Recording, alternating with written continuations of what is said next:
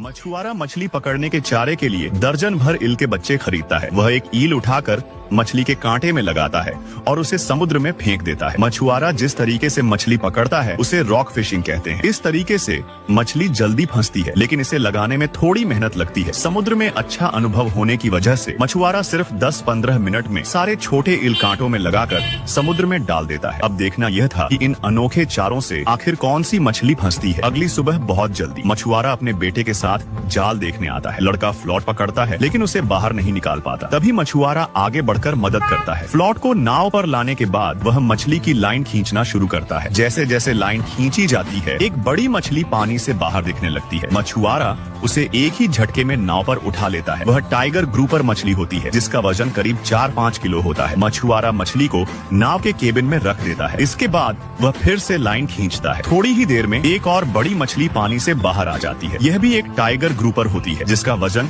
करीब 5-6 किलो होता है। कुछ ही मिनटों में 2 कीमती मछलियां मिल जाती हैं। यह देखकर मछुआरा और जोश में आ जाता है। आज पिता और बेटे दोनों की किस्मत कमाल की होती है। कुछ ही मीटर लाइन खींचते ही पानी की सतह पर एक और बड़ी मछली दिखने लगती है। उसे नाव पर लाने पर वह भी एक टाइगर ग्रुपर निकलती है। उसका आकार पिछली मछली जैसा ही होता है। उसका मुंह इतना बड़ा होता है कि वह आसानी से एक मुर्गी निगल सकती है। लेकिन उनकी अच्छी किस्मत यही नहीं रुकती। 1 मिनट भी नहीं बीतता कि फिर से एक बड़ी मछली पानी से बाहर आ जाती है। यह भी 6-7 किलो की टाइगर ग्रुपर होती है। अब नाव के केबिन में 4-5 टाइगर ग्रुपर जमा हो चुकी होती है। कुछ खाली कांटे निकालने के बाद आखिरी कांटे पर भी एक टाइगर ग्रुपर फंसती है, जिसका वजन करीब 5-6 किलो होता है। आखिर में पिता और बेटा नाव में भरी सारी टाइगर ग्रुपर मछलियां बेचकर करीब 18,000 रुपए कमा लेते हैं। तो दोस्तों, अब आप बताओ अभी टाइम क्या हुआ है।